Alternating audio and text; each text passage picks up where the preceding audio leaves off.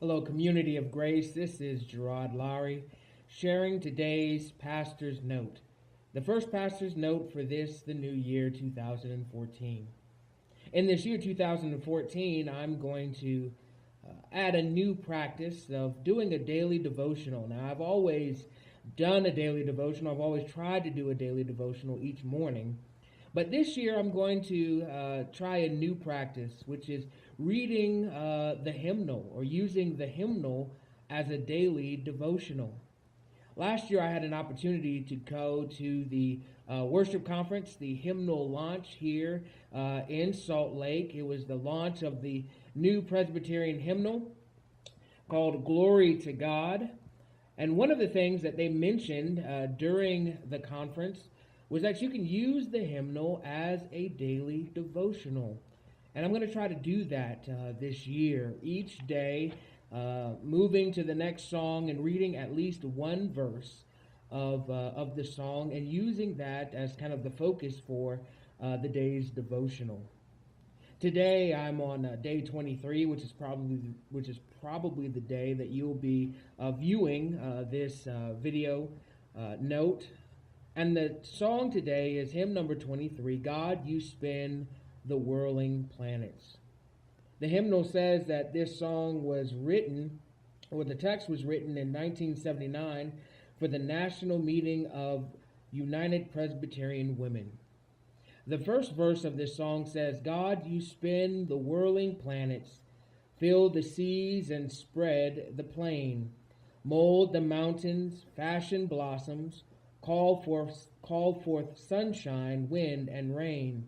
We created in your image, would a true reflection be of your justice, grace, and mercy, and the truth that makes us free.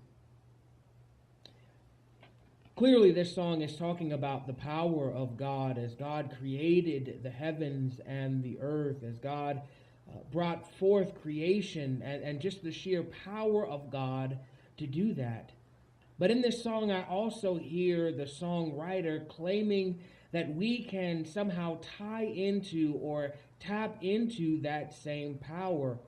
In particular, we are to tap into that power to do justice, to be a reflection of your justice, grace, and mercy, and truth, the songwriter says. This song speaks to me particularly because we are on the heels of celebrating Martin Luther King Jr., the holiday of Martin Luther King Jr.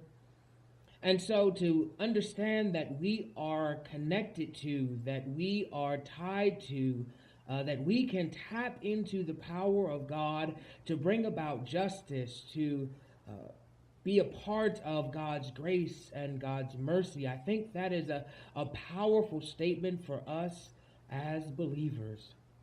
I wonder what the church was going through, what Presbyterian women in particular were going through in 1979, where they wanted to reaffirm this commitment to justice, or this ability to tap into or be a part of God's power and God's work to bring about justice and grace and mercy. What do we have on this day? What do we have in our society where we see injustice, where we see a need for just a bit more grace and a bit more mercy?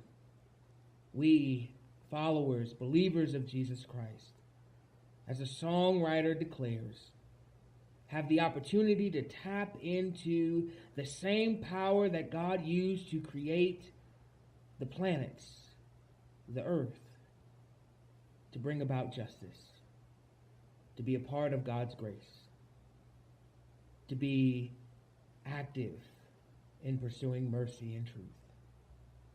It is my prayer that we do just that. God bless you all.